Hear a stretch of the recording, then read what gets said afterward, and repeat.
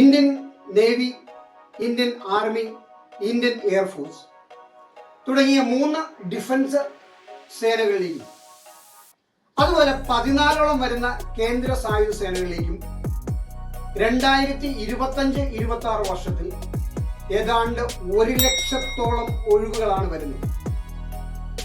അതുകൊണ്ട് നമ്മൾ ഇപ്പോഴേ തന്നെ പ്രിപ്പറേഷൻ ആരംഭിക്കേണ്ടതുണ്ട്. ഞാൻ നേരത്തെ സൂചിപ്പിച്ചു, PSC പരീക്ഷ പോലെയല്ല ഇത്. അപ്ലൈ ചെയ്ത് കഴിഞ്ഞാൽ 1 വർഷത്തിനുള്ളിൽ എല്ലാവിധ നടപടിക്രമങ്ങളും പൂർത്തിയാകും, നമുക്ക് സർവീസിലെത്താൻ കഴിയും. അതുകൊണ്ട് ഈ വരുന്ന അവസരം എല്ലാവരെയും വിനിയോഗിക്കുക. വളരെ ചെറിയ പ്രായത്തിൽ തന്നെ ഒരു കേന്ദ്ര ഗവൺമെന്റ് ജോലിയിലേക്ക് എത്തപ്പെടാനുള്ള അവസരമാണിത്. ഈ തസ്തികകളിലേക്കുള്ള പരിശീലനം AFPTയുടെ കേരളത്തിലെ അങ്ങോളം ഇങ്ങോളമുള്ള എല്ലാ ബ്രാഞ്ചുകളിലും, അതുപോലെ നമുക്ക് പത്തനംതിട്ടയിലുള്ള റെസിഡൻഷ്യൽ ബാച്ചിലേക്കും നമ്മൾ പരിശീലന പരിപാടികൾ ആരംഭിച്ചു കഴിഞ്ഞു. അതിന്റെ അഡ്മിഷൻ നടന്നുകൊണ്ടിരിക്കുകയാണ്.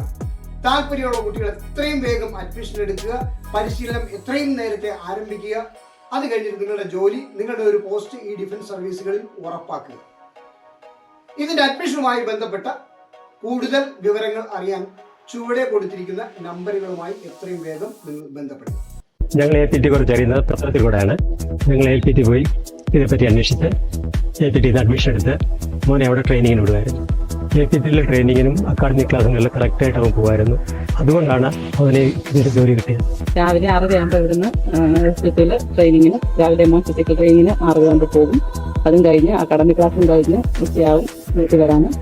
നല്ല രീതിയിൽ ക്ലാസ് എടുക്കുന്നുണ്ടെന്നൊക്കെ മോന് ഇവിടെ വന്ന് പറയാറുണ്ട്. SPTയിലെ ഫിസിക്കൽ ട്രെയിനിങ്ങും അക്കാഡമിക് ക്ലാസ്സും കൊണ്ട് മാത്രമാണ് എൻ്റെ മോന് ആർമിയിലേക്ക് സെലക്ഷൻ കിട്ടിയത്. SPTക്കും SPTയിലെ എല്ലാ അംഗങ്ങൾക്കും ഒരുപാട് നന്ദിയുണ്ട്.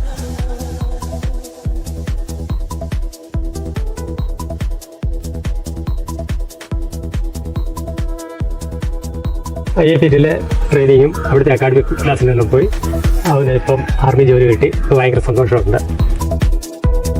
APTയിലെ ട്രെയിനിങ്ങും അക്കാഡമിക് ക്ലാസ്സും എനിക്ക് ആർമി റാലിയിലേക്ക് ഒരുപാട് ബെനിഫിറ്റ് നൽകി. APTയിലെ എല്ലാവർക്കും എൻ്റെ ഒരുപാട് നന്ദി.